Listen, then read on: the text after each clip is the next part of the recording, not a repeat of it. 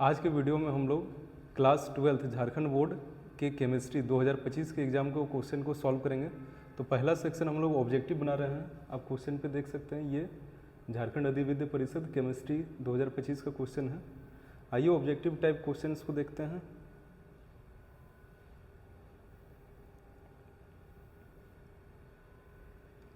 तो पहला क्वेश्चन है, विच ऑफ द फॉलोइंग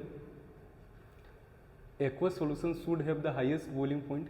निम्नलिखित में से किसका बॉइलिंग पॉइंट सबसे ज़्यादा होगा। तो आप जानते हैं कि जो भी जितने अधिक पार्टिकल्स या फिर आयंस में ब्रेक होगा उसका बॉइलिंग पॉइंट सबसे ज़्यादा होगा। NaOH 2 पार्ट पे टूटेगा, अमोनियम नाइट्रेट भी 2 पार्ट पे, KNO3 भी 2 पार्ट पे, Na2SO4 3 आयंस देगा, 2 सोडियम और 1 सल्फेट। इसलिए इसका ऑप्शन होता है ऑप्शन नंबर बी। नेक्स्ट,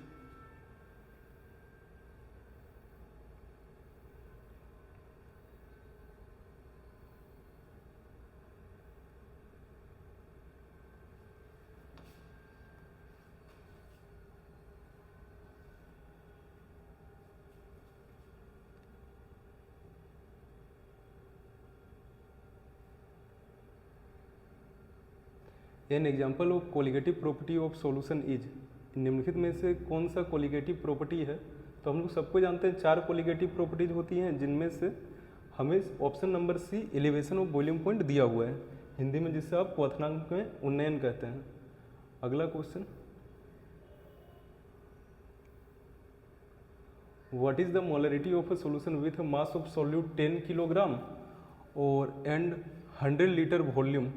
ये क्वेश्चन आपका रॉन्ग दिया हुआ है। कारण है कि हम लोग को मास दिया हुआ है सॉल्यूट का और 100 लीटर वॉल्यूम दिया हुआ है, जबकि आप जानते हैं मोलारिटी निकालने के लिए अगर हमको 10 मोल अगर दिया हुआ रहता और 100 लीटर अगर आपका दिया हुआ रहता वॉल्यूम, तब में हम लोग 10 को 100 से डिवाइड करते हैं और तब में कहते हैं 0.1, 0.1 तब में मोलर होता अगर ऐसा रहता। जबकि यहाँ 10 kg दिया है, क्या रहना चाहिए था 10 मोल अगर रहता, तब के केस में ये कितना आता है 0.1 आता। Next question, the unit of molar conductivity is. तो मोलर कंडक्टिविटी का यूनिट क्या होता है। तो हम लोग सभी जानते हैं कि इसका यूनिट होता है siemens centimetre square mole inverse.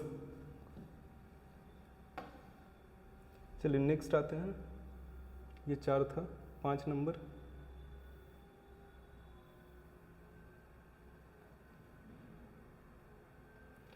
ZnSO4 solution से 1 मोल Zn पाने के लिए हमको कितने इलेक्ट्रिसिटी की ज़रूरत पड़ेगी। आप जानते हैं ZnSO4 ब्रेक करेगा तो Zn2+ आयन फॉर्म करेगा और Zn2+ से जिंक पाने के लिए हमें चाहिए 2 मोल इलेक्ट्रॉन। 1 मोल अगर जिंक चाहिए तो 2 मोल इलेक्ट्रॉन और 2 मोल इलेक्ट्रॉन यानी कि कितनी इलेक्ट्रिसिटी चाहिए 2F।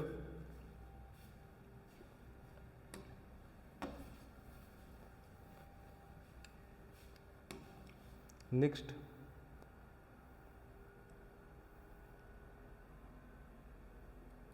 The unit of rate constant for the reaction 2H2 + 2NO 2H2N2।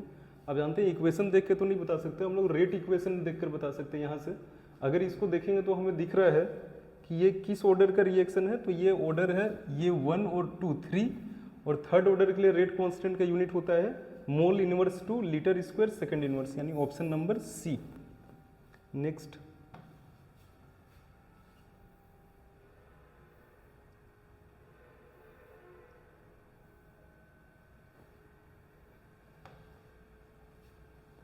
what is the concentration of the reactant in a first order reaction when the rate of reaction is 0.6 and the rate constant is 0.035। आपको कहता है कि ये first order का reaction है, तो first order के reaction के लिए रेट इक्वल के, रिएक्टेंट का कंसंट्रेशन का पावर 1। ठीक है, तो यहाँ से अगर हमको निकालना क्या है, हमें निकालना है कंसंट्रेशन ऑफ रिएक्टेंट। तो रिएक्टेंट का कंसंट्रेशन अगर फाइंड आउट करना है तो रेट को हम लोग के से डिवाइड करेंगे। रेट कितना दिया हुआ है, रेट दिया हुआ है 0.6, और अगर इसे डिवाइड किया जाए रेट कांस्टेंट से 0.035 से, तो इसे सॉल्व करने से आ रहा है ऑप्शन नंबर बी। ये क्वेश्चन नंबर 7 हो गया। नेक्स्ट,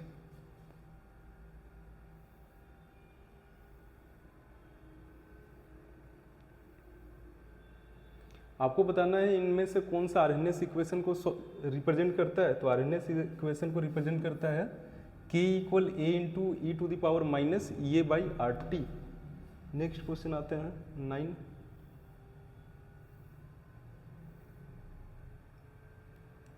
आपको बताना है इनमें से कौन सा डायमैग्नेटिक आयन है। डायमैग्नेटिक आयन का खासियत क्या होता है, जिसमें सारे इलेक्ट्रॉन पेयर मिलते हैं।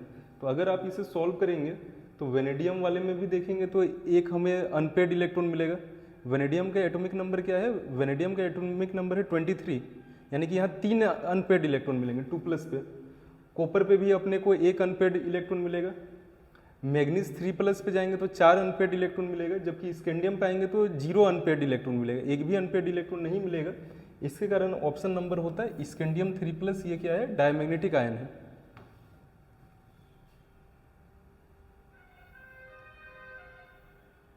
विच property of the transition metals enable them to behave as catalyst. कौन सा प्रॉपर्टी के कारण ये लोग कैटलिस्ट जैसा काम करते हैं, तो याद रखेंगे variable oxidation state, option number D. Option number D के कारण ये लोग, या वेरिएबल ऑक्सीडेशन स्टेट के कारण एक से ज़्यादा ऑक्सीडेशन स्टेट दिखाते हैं, जिसके कारण ये लोग कैटलिस्ट जैसा बिहेव करते हैं। नेक्स्ट,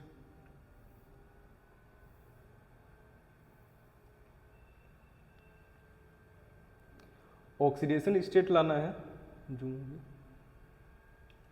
ऑक्सीडेशन स्टेट बताना है कॉपर का इस पे। तो इस पे अगर कॉपर का ऑक्सीडेशन स्टेट निकालेंगे हम लोग इजीली सॉल्व कर सकते हैं। कॉपर का X, अमोनिया का चार्ज सभी जानते हैं 0, और सबको ऐड करेंगे तो +2। सो X का वैल्यू कितना आ गया, +2, ऑप्शन नंबर सी। नेक्स्ट है ये 11th है, 12th। DsP2 हाइब्रिडाइजेशन किस में मिलेगा। तो DsP2 हाइब्रिडाइजेशन मिलेगा ऑप्शन नंबर बी पे।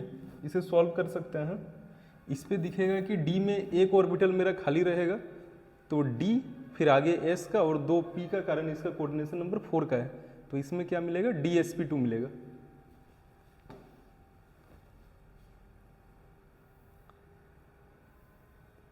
इसका IUPAC नेम बताना है। IUPAC नेम बताया जा सकता है 1 2 3 4। 4 कार्बन के लिए नाम क्या, 4 कार्बन के लिए नाम ब्यूट, कहीं पे है ब्यूट, 2 पे डबल बॉन्ड है और 1 पे क्या लगा हुआ है, ब्रोमो, ऑप्शन नंबर सी। पहले इसी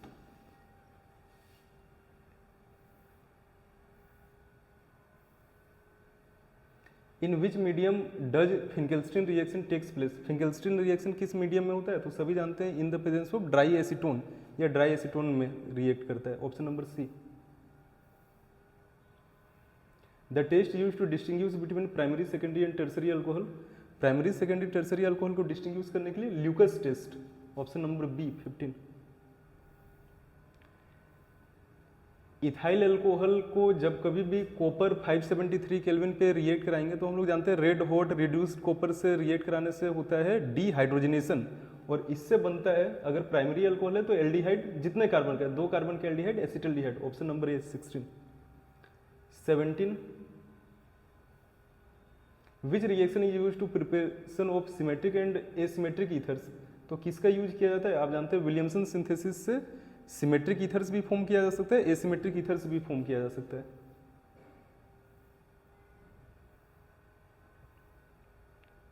ऑक्सीडेशन ऑफ प्रोपेन 1 ओल विथ एल्कलाइन KMnO4। प्रोपेन 1 ओल प्राइमरी अल्कोहल का अगर एल्कलाइन KMnO4 से अगर ऑक्सीडेशन किया जाए तो कार्बोक्सिलिक एसिड बनता है, 3 कार्बन का carboxylic acid, propanoic acid, option number ए। आपको बताना है ये कौन सा रिएक्शन है। फिनोल को ट्रीट करा रहे हैं क्लोरोफॉर्म एंड KOH या NaOH से, और इससे बन रहा है सैलिसिल एल्डिहाइड। हम लोग जानते हैं ये रिएक्शन है Reimer Tiemann reaction, option number C. What is the relation between acidic strength of A and B। A और बी में क्या एसिडिक स्ट्रेंथ है, हम लोग जानते हैं बेंजीन पे COH लगा हुआ है, यानी बेंजोइक एसिड, ये क्या होता है, एसिडिक होता है। NO2 क्या है, तो हम लोग जानते हैं NO2 इलेक्ट्रॉन विड्रोइंग ग्रुप है। जितने NO2 अगर लगेंगे इलेक्ट्रॉन विड्रोइंग ग्रुप होगा, हम लोग जानते हैं कि इससे इसका एसिडिक स्ट्रेंथ क्या होता है, बढ़ता है। तो एसिडिक स्ट्रेंथ बढ़ता है, इसके कारण बी का एसिडिक स्ट्रेंथ ज़्यादा होगा, ए का एसिडिक स्ट्रेंथ क्या होगा, कम होगा, ऑप्शन नंबर सी।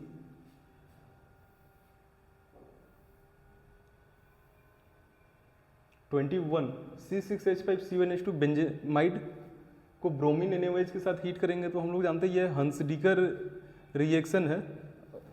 और हंसडीकर रिएक्शन से बनता क्या है? हंसडीकर रिएक्शन से बनता है प्राइमरी एमाइन, यानी ऑप्शन नंबर सी, C6H5NH2, यानी कि aniline.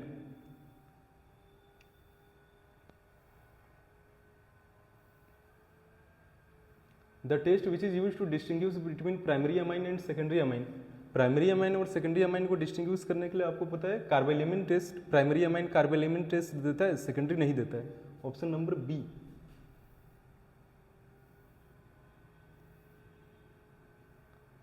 Which of the following monosaccharide is a ketohexose. आप उससे ब्रेक कर लीजिए। कीटोहेक्सोस मतलब कीटोन होना चाहिए, हेक्स मतलब 6 कार्बन का होना चाहिए, तो हमें पता है कि ये क्या है? फ्रुक्टोज। फ्रुक्टोज में कीटोन होता है और क्या है? ये आपका 6 कार्बन का है, यानी ketohexose. Identify the complementary strand of DNA primary structure ATGCC GATC। एक ही चेंज पे आप बता सकते हैं। आप जानते हो वहाँ एडेनिन को पढ़ा जाता है क्या? थाइमिन। तो कहीं पे भी शायद फर्स्ट पे टी नहीं दिया है, तो इसका कॉम्प्लीमेंट्री स्ट्रैंड क्या होगा? TACGGGAG, correct.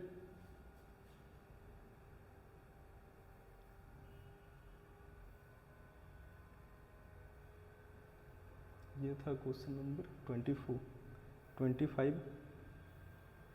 रेटिनोल किस विटामिन का केमिकल नेम है? तो हम लोग सभी जानते हैं रेटिनोल नेम है किसका? तो विटामिन ए का। ये हो गया मेरा 25 ऑब्जेक्टिव क्वेश्चंस। तो हमने ऑब्जेक्टिव क्वेश्चंस का सॉल्यूशन जाना। आशा है कि आपने सही उत्तर दिया होगा। चलिए अगले वीडियो में हम लोग इंग्लिश के सॉल्यूशन को देखेंगे।